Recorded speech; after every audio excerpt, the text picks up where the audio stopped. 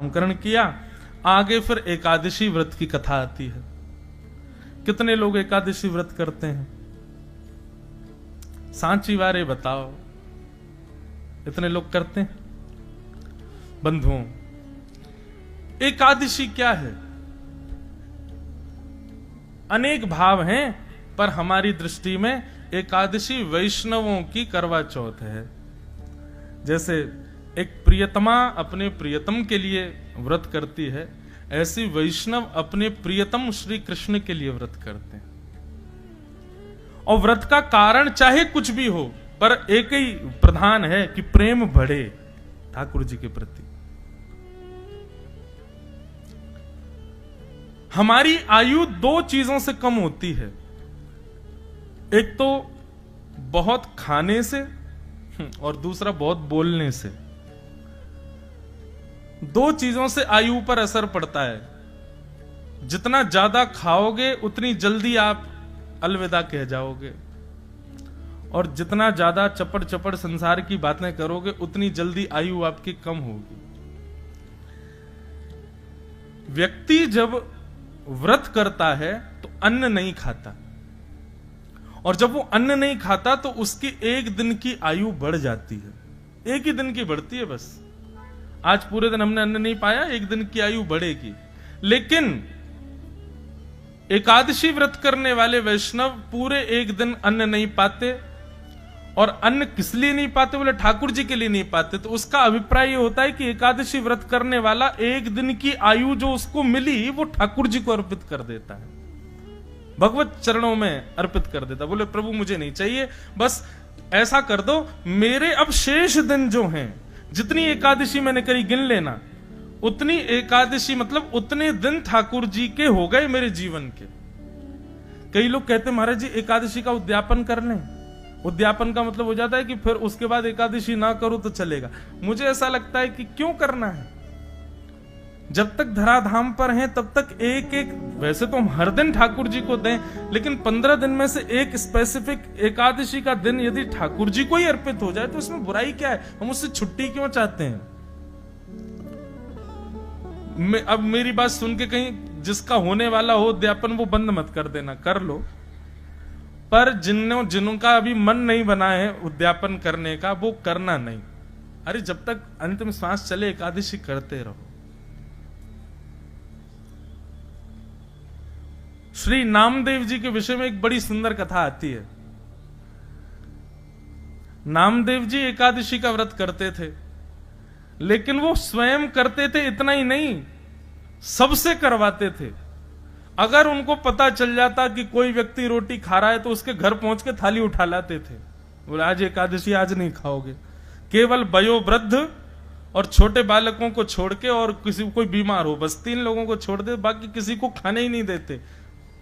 एकादशी के दिन नामदेव जी पूरे नगर में घूमते और घर घर में जाके देखते कोई भोजन तो नहीं कर रहा है। यह भी एक वैष्णव का स्वरूप है कि मैं अकेला भक्ति करूं नहीं, सबसे करवाऊंगा, मैं सबसे नाम जपवाऊंगा, चाहे कुभाव से जपो लेकिन जपो। एक बार ठाकुर जी उनकी परीक्षा लेने के लिए एक ब्राह्मण का रूप धारण करके आ गए, और वयोवृद्ध ब्राह्मण 70-80 वर्ष की आयु ठाकुर जी ने धारण कर ली, और वयोवृद्ध से ब्राह्मण हाथ में लाठी लिए और नामदेव जी के द्वार पर आ गए, और द्वार पर आकर के गिर पड़े। नामदेव जी दौड़े, संत आए, जय हो भगवान पधारो। बोले मैं 20-22 दिन हो गए मैंने कुछ खाया नहीं है, मुझे बहुत जोर की भूख लगी है, मुझे जल्दी से कुछ तुम रोटी बनाओ, सब्जी बनाओ, चावल बनाओ, जल्दी से कुछ बना करके मुझे पवाओ। नामदेव जी बोले देवी केला लेके आओ, सेब लेके आओ, अमरूद लेके आओ, फल खिलाओ। नहीं, फल नहीं चाहिए, मुझे तो रोटी सब्जी खानी। बोले भगवान आज एकादशी है, आज तो अन्न नहीं बनेगा घर पे। बोले अरे तुम लोग मत खाओ, मुझे तो खिला दो। बोले नहीं भगवान आप भी मत खाओ। बोले मेरे प्राण निकल जाएंगे, वयोवृद्ध 70-80 वर्ष की आयु है मेरी, ऐसा मत करो मेरे साथ। ठाकुर जी थे। नामदेव जी बोले इससे बढ़िया क्या होगा, एकादशी के दिन प्राण निकलेंगे, सीधे वैकुंठ जाओगे, लेकिन रोटी नहीं खाने दूंगा मैं। ठाकुर जी बोले कैसे आदमी हो तुम, हम मर जाएं ये चलेगा तुमको, लेकिन हमको रोटी नहीं। बोले बिल्कुल नहीं खाने देंगे, द्वादशी तक इंतजार कर लो, खाने के लिए और भी बहुत सी फलाहार खिला देते, मखाने खवा दें आपको, रोटी नहीं। ठाकुर जी तो परीक्षा लेने आए थे, जोर जोर से चिल्लाने लगे गला पकड़ करके, भगवान अरे देखो मैं किसके माथे आ गया, अरे मेरी एकादशी करवा रहा है जबरदस्ती, मेरे प्राण निकल रहे हैं। अब गली मोहल्ले में भीड़ लग गई, सब लोग आकर के नामदेव जी को सुनाने लगे, अरे तुम्हारी एकादशी तुम करो, इनसे क्यों करवा रहे हो, बेचारे महात्मा मर जाएंगे अभी। बोले नहीं नहीं, मेरे घर आए हैं, मैं तो अन्न नहीं खाने दूंगा। तो एक पड़ोसी बोला, बाबा आप एक काम करो, मेरे घर चलो, मां पा लेना। तो नामदेव जी ने पैर पकड़ लिए, बोले जाने भी नहीं दूंगा, खाने भी नहीं दूंगा, जाने भी नहीं दूंगा, यहीं पड़े रहो, और पाना है तो ये है ना, फल ले लो, दूध पी लो, मखाने खा लो, अन्न नहीं खाओगे। गांव के लोग सब गालियां देने लगे। महाराज नामदेव जी से कहने लगे, ये कैसी भक्ति तुम्हारी, एक व्यक्ति के प्राण निकले जा रहे हैं और तुम अपने नियम उस पर थोप रहे हो। नामदेव जी बोले, सब दोष मुझे लग जाए, मुझे कोई दिक्कत नहीं, लेकिन मैं एकादशी का किसी को उल्लंघन करते देख नहीं पाऊंगा। ठाकुर जी बोले, अब ब्रह्मास्त्र चलाना चाहिए। अभी तक तो ठाकुर जी तड़प रहे थे, अब ऐसे स्थिति हो गई और निकले प्राण, निकले मेरे प्राण निकले, बस बस निकलने वाले हैं, आहा अब तो मेरे हाथ पांव कांप रहे, अरे मेरे प्राण निकलने वाले हैं। सब मोहल्ले के लोग कह रहे, नामदेव मान जाओ, बेचारों को कुछ पाने दो। नामदेव जी बोले, नहीं नहीं भैया, एकादशी फल खिला दो। और अंत में ठाकुर जी ने ऐसी एक्टिंग करी कि वो जिस रूप में गए थे उनके प्राण निकल ही गए। गली मोहल्ले के लोग कहने लगे, राम राम राम, ऐसी एकादशी का क्या फायदा नामदेव, प्राण निकल गए उनके तुम्हारे घर पर, दोष लगेगा तुमको, तुम्हारी भक्ति व्यर्थ है, तुम जबरदस्ती करवाते हो सबसे। नामदेव जी के नेत्र सजल हो गए, अपनी पत्नी से बोले, देवी अपराध तो लग गया हमको, भले ही ठाकुर जी के एकादशी के नियम का पालन का ही सही, लेकिन लगा तो है, एक संत के प्राण निकल गए।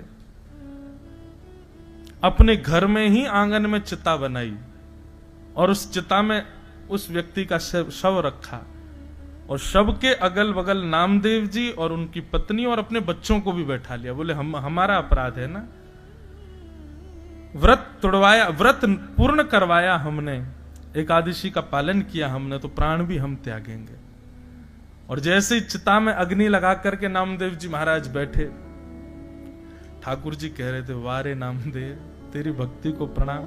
ठाकुर जी की कमर में जैसे ही न ताप सा लगा, सोई ठाकुर जी तो उठ के बैठ गए और तुरंत नामदेव जी को खींच करके अपने हृदय से लगाया। इतने में ही देखते देखते श्री पंडरीनाथ भगवान के रूप में वो संत प्रकट हो गए और श्री नामदेव जी को हृदय से लगा लिया। सब मोहल्ले के लोगों ने दर्शन किया, सब प्रणाम किए, देखा तो ठाकुर जी वहां से अंतर ध्यान हो गए। एकादशी के दिन ठाकुर जी आंख खोल खोल के देखते हैं कि आज मुझे कौन कौन याद कर रहा है, मेरे लिए कौन कौन व्रत कर रहा है। इसलिए भैया वैष्णवों की 3 निष्ठा हैं, तुलसी माला कंठी निष्ठा, दूसरा नाम निष्ठा और तीसरा एकादशी निष्ठा। ये 3 निष्ठाएं जीवन में लाइए। अगर आप इन तीनों से परे हो तो आप अभी वैष्णव नहीं हो। ये यूनिफॉर्म है 3, ये आपको करने चाहिए। एकादशी व्रत का महात्म्य बताया गया।